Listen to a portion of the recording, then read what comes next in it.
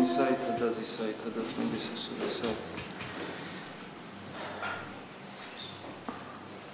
დღევანდელ სახარებამ კიდევ ერთხელ გაგვახსენა, როდესაც უფალი ფარისევლებს და მწიგნობრებს, ანუ ძველი აღთქმის ჟულის მეცნიერებს და ძველი აღთქმის სასულიერო პირებს და ძველი აღთქმის მრევლს ამხელს, რომ მათი რელიგიური ცხოვრება, მათი სულიერება გარეგანია. მათი სულიერი ცხოვრება და რელიგიური ცხოვრება გარეგან წესჩვეულებებზე დაიყვანება.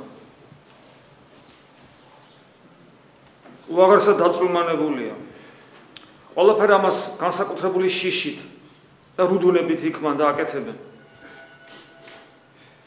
მაგრამ უფლის განაჩენი ძალიან მძიმეა. ჩვენ სულ გვაქვს ეს განცდა, რომ უფალი ჩვენ იესო ქრისტე არის სიყვარული და ჩვენთვის მომკვდარი. იგი მუდამ თავზე ხელს გვისვავს, მაგრამ ჩვენ დღევანდელ სახარებაშიც მისი სიტყვები ამოვიკითხეთ, რომელიც ძალიან მძიმე მოსასმენია. დამერწმუნეთ, ადამიანისათვის, ვისაც უყვარს ქრისტე და ვისაც სურს, რომ ქრისტიანი იყოს, ყოველთვის არის ჩვენთვის წარმოდგენა ეს ქრისტე ყოველთვის რაღაც სიყვარულის სისავსეა და ამიტომ მისგან ძალიან ძნელად მოსასმენია შემდეგი სიტყვები. გველნო, ნაშობნო იქედნეთან, იქედნე გველის ყველაზე ერთ-ერთი საზღარი სახეობა და გველნო, ყველაზე სასიზღარი გველის ნაშობნო. წარმოგიდგენიათ მაცხოვრისაგან ესეთი სიტყვები. ჩვენ ხედავთ წმინდა წერილში, რომ არც მრუშებს, არც მეძავებს, არც ავაზაკებს, არავის ფარც მეზვერებს, არავის არ მიმართავს უფალი ეს. არც მკვლელებს, არავის არ მიმართავს. აი ფარისევლებს, ჟულის მეცნიერებს, მწიგნობრებს, ანუ ძველი აღთქმის იმ ადამიანებს, რომლებიც დაკავებულნი იყვნენ და მათი რელიგიური ცხოვრება დაკავებული იყო იმით, რომ როგორმე ყველაფერი ზედმიწევნით აღესრულებინათ, მათ აი ამ საშინელ სიტყვებს უწოდებს. გველნო, იქედნეს ნაშობ.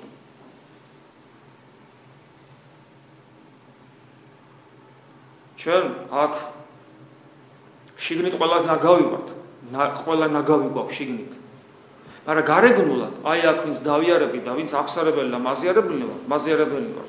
არც მკვლელები ვართ, არც მეძავნი, არც მემრუშენი, არც ქურდნი, არც უში რა ვიყავით, ეხლა ეგ სხვა საკითხია. აი აქ ჩვენ არც ერთი არაფერი აღარ ვართ. აბა რა ვართ ჩვენ და ვინა ვართ ჩვენ? ჩვენ სწორედ ვართ რელიგიური ცხოვრებით მაცხოვრებელი, რომლებიც ვცდილობთ, რომ ყველაფერი ზედმიწევნით აღვასრულოთ. ასე რომ, აი ეს სიტყვები გველნო, იქედნეს ნაშობნო, ხომ არ გვეხება ხანდახან ჩვენ. დღეს კი არა, საერთოდ ეს პერიოდი, ეს დღეები ყოვლადწმინდა ღვთისმშობლის მარხვის დღეებია. კვირას მარიამობა იცით თქვენ და თუ უფალი მოგცემს შეძლებას და ძალას,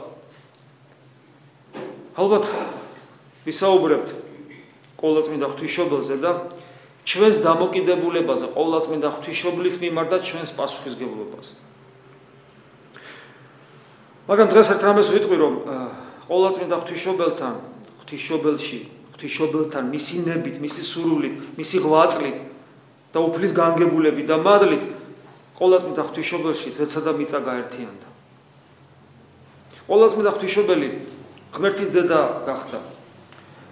ყოვლადწმინდა ღვთისმშობელი ქრისტეს დედა გახდა და აქედან გამომდინარე ვართ რა ჩვენ ქრისტიანები ყველა თითოეული ჩვენთაგანის დედა გახდა. ყოვლადწმინდა ღვთისმშობელი განსაკუთრებულად საქართველოს დედაცაა, იმიტომ რომ ღვთისმშობლის წილქვადი ქვეყანა ვართ.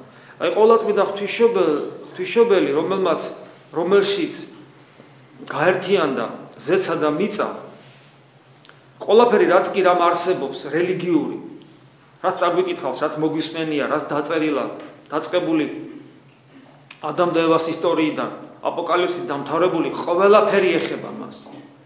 და ეხება არა უბრალოდ სიმბოლურად, არა უბრალოდ რაღაც გარეგანი წესების შესრულებით, არამედ რეალურად იგი ყველაფრის აღსრულებელი, გამკეთებელი, საკუთარ თავში გამტარებელი.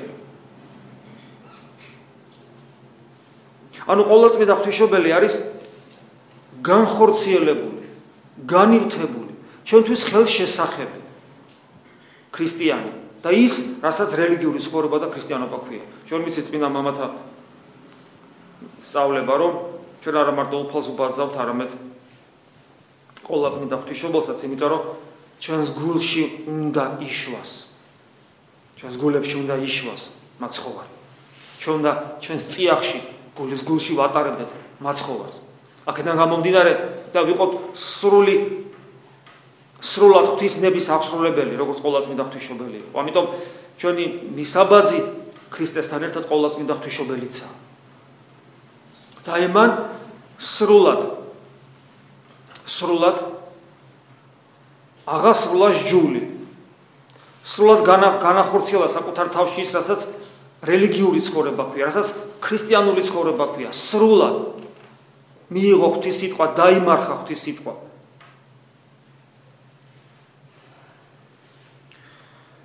და ჩვენი ცხოვრება და ჩვენი სულიერი ცხოვრება, ჩვენი ლოცვა და ჩვენი აქ ტაძარში ყოფნა და მithumetes დღეს ჩვენ ლოცულობდით ჩვენი ახლობლებისათვის, გარდაცვლილებისათვის და ცოცხლად ყოფებისათვის, არავითარ შემთხვევაში არ უნდა შემოიფარგლოს გარეგანი მსახურებით.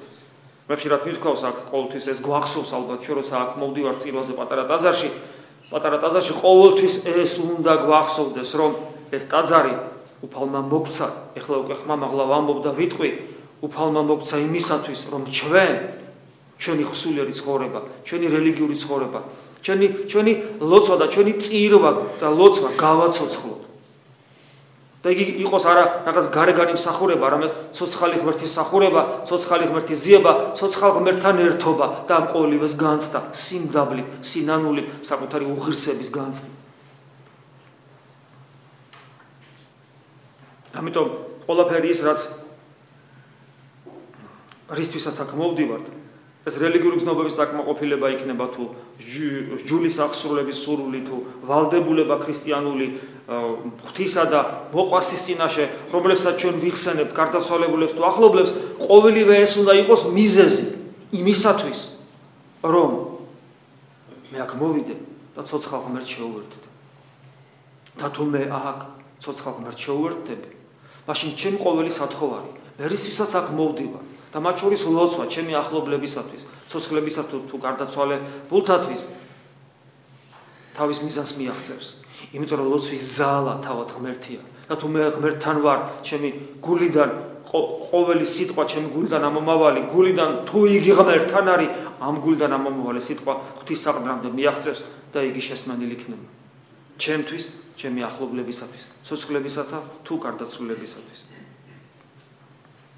ხოლო ის, რაც დღეს ჩვენ სახარებაში ამოვიკითხეთ, ის საშინელი სენი, რომელსაც ფარისეულობა ქვია, ანუ ჯულის მხოლოდ გარეგანი აღსრულება ქვია, ღმერთმა დაგვიფაროს ამ სენისაგან. მე ესე მგონია, რომ საქართველოში ძალიან ბევრი ადამიანი ვართ ამით დაავადებული და საერთოდ სოფლიოში ღმერთმა დაგვიფაროს ამ დაავადებისაგან. კიდევ ვიმეორებ, ეს გაცილებით უარესია და უფრო საშიშია, ვიდრე ხორციელი ცოდვები, იმიტომ რომ რას თავიდან თქვი, უფალი მხოლოდ ფარისევლებს და მწიგნობრებს უწოდებს გველებს და იქედნეს ნაშობებს. აი ეს საშინელი დამოკიდებულება ცოცხალი ღმერთისა, რომლის ხელში ჩავარდნა ძალზე საშიშია, ეს საშინელი დამოკიდებულება ცოცხალი ღმერთისა, რამდენი რამის მიმანიშნებელია. ესე იგი, როგორი მდგომარეობა უნდა გქონდეს ფარისევლს, რა სულიერ მდგომარეობა უნდა გქონდეს ფარისევლს, ჭეშმარიტად დემონური, წარწყმედული, რომ უფალი ამგვარ სიტყვებს ეუბნებოდეს და მიმართავდეს. რადგან ჩვენ რელიგიური ადამიანები ვართ, რადგან ჩვენ სულიერი ცხოვრება გვაქვს, რადგან ჩვენ ეკლესიურად ცხოვრობ, ამიტომ შესაძლებლობა იმისა, რომ ჩვენს ამგვარ საშინელ მდგომარეობაში ვიმყოფებოდეთ, ძალიან დიდია. იმიტომ რომ ეკლესიური ცხოვრებაში ძალიან ადვილია იყო ჯულის გარეგანი აღსრულებელი და ძალიან ძნელია ისწრაფდე ცოცხალი ღმერთისაკენ და დაინახავ რომ მას ვერ მიახლები, იწყებდე საკუთარი თავის გარდაქმნას არა ცხოვრების გარდაქმნას, არამედ საკუთარი თავის. არა შენი გარეგანი ცხოვრების, არამედ საკუთარი თავის გარდაქმნას. ეს ძალიან ძნელია და რადგან ძნელია და რადგან ძალიან ძნელია, ამიტომ სამწუხაროდ მრავალისათვის შეუძლებლად იქცა და ვისთვისაც ეს შეუძლებლად იქცა, ისინი ფარისეულად ყალიბდებიან. ღმერთმა დაგვიფაროს ამ საშნელი სენისაგან. ღმერთმა აცხოვნოს ჩვენი გარდაცვლილი ახლობლები, ღმერთი შეეწიოს ჩვენ ცოცხალ ყველა ახლობას და მოყვას და ღმერთმა ყველას ჩვენ აქ ყოფებს, აქ მდგომარეს, თითოეულ აქ მდგომარეს ყველას, ვინც ჯვართამაღლების ეკლესიის მრევლის წევრია, მეტნაკლებად გულმხურვალეს თუ გულგრილებს და ყველა გარდაცვლილს ასევე შეეწიოს მადლი ღვთისა, რითაც და მოწყალება ღვთისა, რითაც თითოეული ჩვენთაგანი ცხონდება. ამინ.